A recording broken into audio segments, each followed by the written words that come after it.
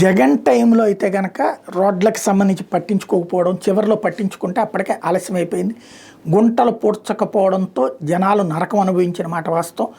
మేము అధికారంలోకి రాగానే గుంటలు పూడుస్తామన్నారు. సంక్రాంతి టైం పెట్టుకున్నారు. సంక్రాంతికి కంప్లీట్ అన్నారు.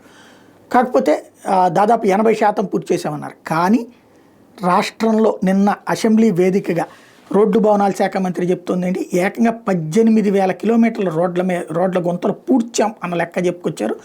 ఇప్పటిదాకా 18,706 కిలోమీటర్ల మేర రోడ్ల మీద గుంతలు పూడ్చామని, అదే సందర్భంలో ఇంకా మరమ్మతులు సైతం చేయలేని స్థితిలో 1,447 కిలోమీటర్ల రోడ్లు ఉన్నాయట. నాబార్డ్ నిధులు 400 కోట్లతో కొత్తగా నిర్మిస్తున్నామని ప్రకటించారు. అట్లాగే గత 5 ఏళ్లలో వైసీపీ ప్రభుత్వం కొత్త రోడ్డు కాదు కదా, కనీసం మరమ్మతులు కూడా చేయలేదు.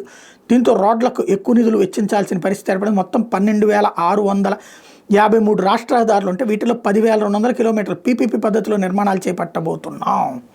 ఇది పీపీపీ పద్ధతిలో అంటే టోటల్గా 12,500లో 10,000 ప్రైవేట్కి ఇచ్చేయబోతున్నారు. అంటే ప్రైవేట్ టోల్ గేట్లు ఆ స్థాయిలో రాబోతున్నాయి. గుంతలని అడ్డం పెట్టి రోడ్లని చివరికి ప్రైవేట్ వాడికి ఇచ్చేసి వాళ్ళ దగ్గర నుంచి డబ్బులు ప్రభుత్వానికి సంపాదించుకోవడం, లేదంటే కనుక వాళ్ళు సంపాదించుకునేలా చేయడం అనేది జరగబోతోంది.